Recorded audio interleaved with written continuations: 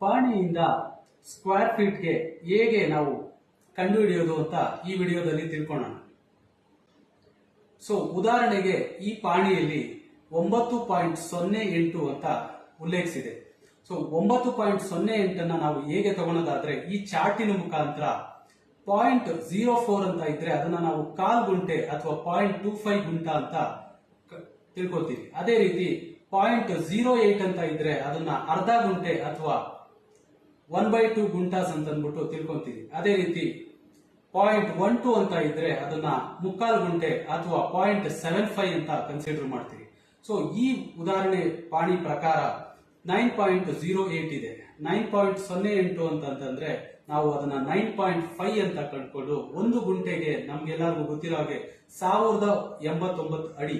So 1089 ಅಡಿಯಿಂದ ಈ 9.5 ನ ಗುಣಿಸಿದ್ರೆ ನಮಗೆ 10,345 ಅಡಿಗಳ ಈ ಜಾಗಕ್ಕೆ ಬರುತ್ತೆ. ಸೊ ಈ ರೀತಿ ನಾವು ಪಾಣಿಯಿಂದ ಸ್ಕ್ವೇರ್ ಫೀಟ್ ನ ನಾವು ಕಂಡುಹಿಡಿಯಬಹುದು. ಇದೇ ರೀತಿ ಹೆಚ್ಚಿನ ಮಾಹಿತಿ ಲ್ಯಾಂಡ್ ಡಾಕ್ಯುಮೆಂಟ್ಸ್ ಬಗ್ಗೆ ಅಥವಾ ಪ್ರಾಪರ್ಟಿ ಡೀಟೇಲ್ಸ್ ಬಗ್ಗೆ ಮಾಹಿತಿಗಾಗಿ ನಮ್ಮ 1 ಗುಂಟ ಚಾನೆಲ್ ನ ಸಬ್ಸ್ಕ್ರೈಬ್ ಮಾಡಿ ಹಾಗೂ ಈ ವಿಡಿಯೋನ ಎಲ್ಲರ ಜೊತೆ ಶೇರ್ ಮಾಡಿ. ಧನ್ಯವಾದಗಳು.